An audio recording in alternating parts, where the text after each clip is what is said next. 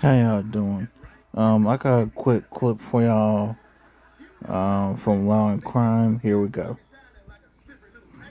An influencer who described herself as a best-selling author and eight-figure business coach will spend the next decade behind bars for her role in a plot to kill her rivals. According to federal prosecutors, 35-year-old Ashley Grayson plotted the murder-for-hire scheme to kill her ex-boyfriend, her business rival, and a woman who criticized her business online. While seemingly at the top of her game, Grayson had built an online business promoting courses to help people start their own companies. She promoted herself as a best-selling author and eight-figure business coach who had helped thousands of people achieve financial freedom through her programs. And she seemed to be building a following online. But her online image wasn't what it appeared to be, as authorities say she then resorted to plotting a few murders. It began to unravel back in 2021 when Grayson had a falling out with a woman in Mississippi who had an online business similar to her own. According to federal prosecutors, Grayson believed this woman was creating fake profiles to criticize her and her business. But the women never met in person. The following year, Grayson decided to contact a woman she had worked with in the past from Memphis, Tennessee for a business opportunity. The woman from Memphis and her husband went to Dallas in early September of 2022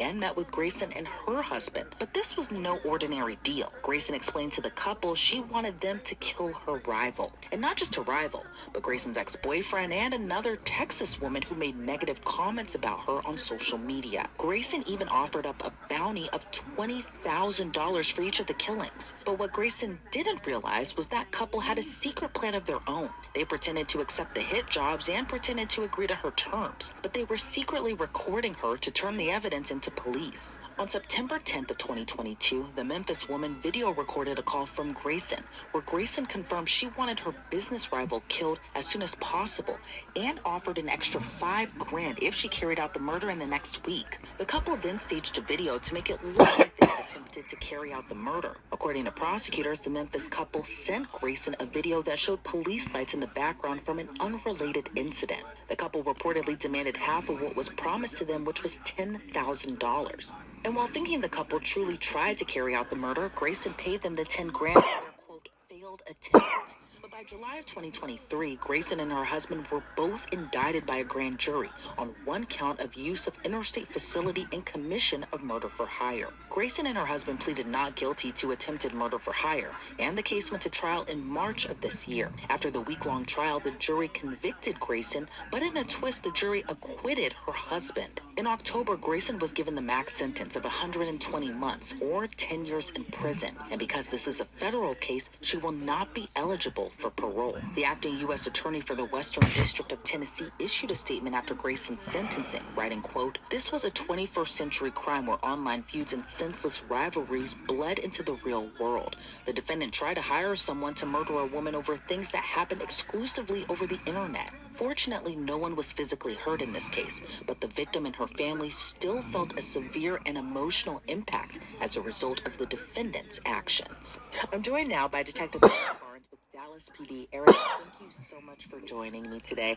What's your reaction to this influencer asking this couple to kill her ex-boyfriend, her business rival, and another woman in Texas who just made negative comments about her online? Sorry about the ads, y'all. After a few years of investigating murders, you think you've seen it all, and something like this pops up, and it just kind of shocks your conscience a little bit. Yeah, and thankfully, no one was hurt in this, but the intent was there. And Ashley Grayson, according to federal prosecutors, had the intent to want these people dead. What do you make of her choosing that route as opposed to just letting all this disputes and this feuding that happened online, just letting it all go? Well, that was the one thing that was kind of shocking about this. When you read the articles on this case, it sounds like she was negotiating somebody to like delete a social media account and not actually take a human life. I think that sometimes in the virtual world, disturbances and disagreements actually turn physical, but they were separated by miles, so it wasn't like she could just drive down the street and have access to these people. She had to actually put some time and thought into this, so she was well aware of what she was doing. And we've previously spoken about rap feuds that bleed into the streets, but this one is an internet feud that could have bled into the streets, I should say. What are your thoughts on the feud and how that kind of started on the internet, then escalated to what could have been a very violent and terrible ending? One thing that's been common, it seems that the internet feuds often can turn very violent. Something as harmless as leaving a comment on someone's stream or someone's videos or posts can lead to someone getting killed. And it's a little hard to connect those two, but it's been a common thing that's been going on over the last couple of years. And it's just hard to believe that social media has taken that turn where it leads to violence. And always with murder for hire plots and the stories that we cover with them, it always just kind of boggles my mind in a way for people who have so much to lose that are willing to risk it all just for this to happen. And then it kind of turns into them being thrown behind jail. What do you kind of make of Ashley Grayson in this case, who by all accounts had like a thriving business? She was an online persona and had all this stuff going for herself, all to just risk it all, be thrown in jail just because she couldn't get over this feud between these three people. The most challenging part of investigating murder for hire cases, your gunman or your person that's involved with the actual act, they're normally the first group that's targeted by law enforcement.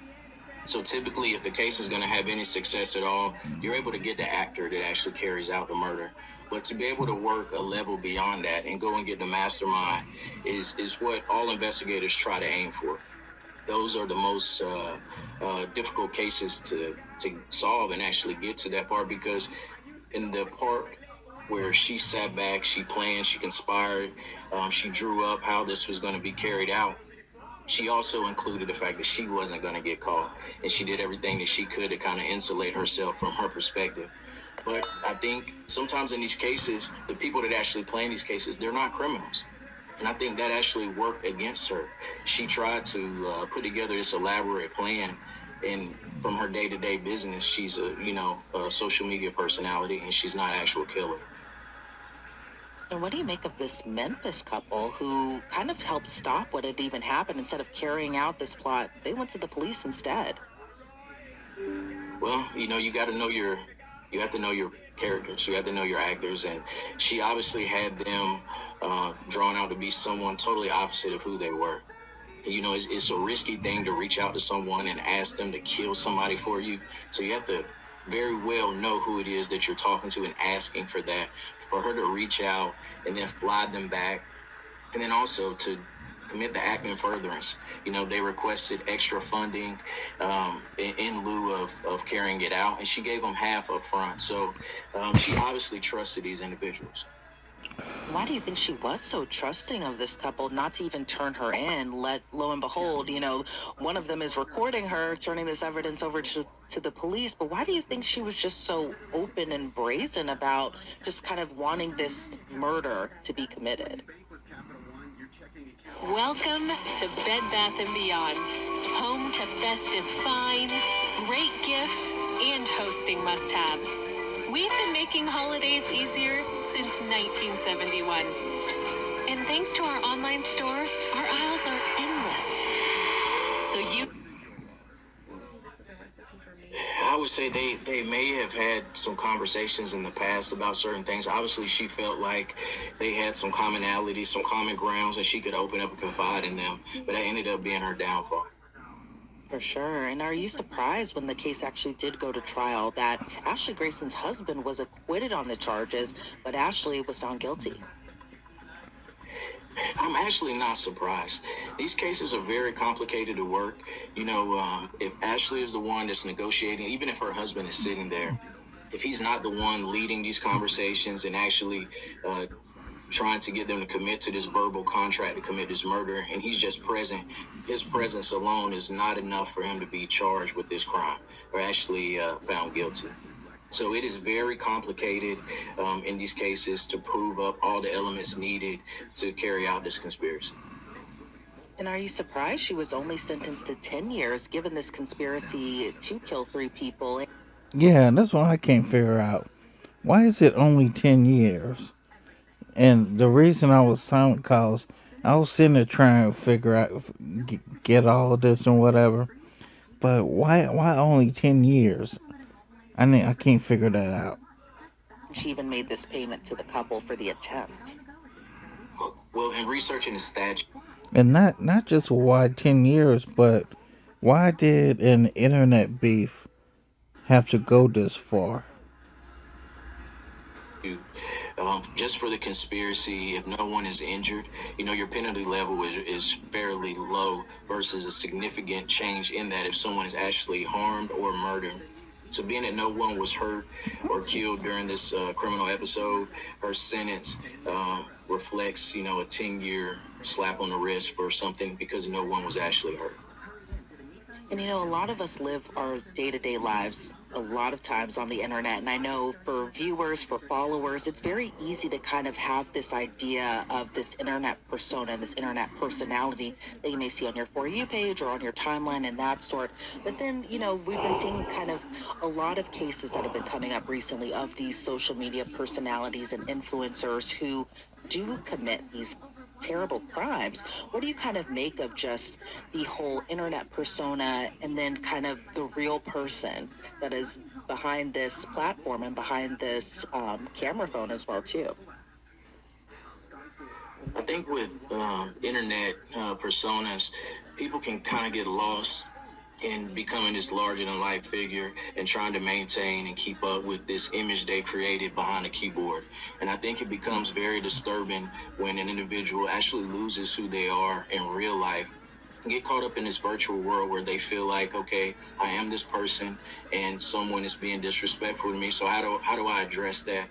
And I think it's a thin line across, I think patrons of social media need to be aware, and that safety is an issue. That when you're leaving what you may perceive to be a harmless comment, someone could take it a different angle and actually want to cause harm to you. And would you say, in your experience, that working a murder for hire case as to opposed to a murder case, do you find any differences, kind of in investigating these types of cases, especially when the intended victims aren't dead? Yes, in the murder for hire, it's a very specific type of incident where the shooter necessarily doesn't have a motive to harm someone. Their motive may be financial gain or something that they've been promised that's going to help change their life. And the person that has that deep hatred or deep anger and the passion kind of driving the offense is someone that's one step removed. So they have all the motivation in the world for this individual to be hurt, where your shooter may not have that same motivation. And so sometimes that is a weakness that law enforcement tries to exploit, that, this wasn't your beef. This wasn't your issue. You weren't actually affected by these comments on social media. And they would use that to try to get the shooter to roll on the person that actually paid them the mastermind.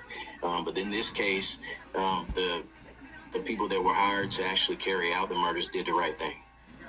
And thankfully, they did do the right thing. Are you surprised by the amount of money that she offered to this couple? $20,000 to kill three people. I mean, not to say that, she should have been offering millions of dollars. She shouldn't have been doing this in the first place. But are you surprised that she offered this amount of money given what could have all happened?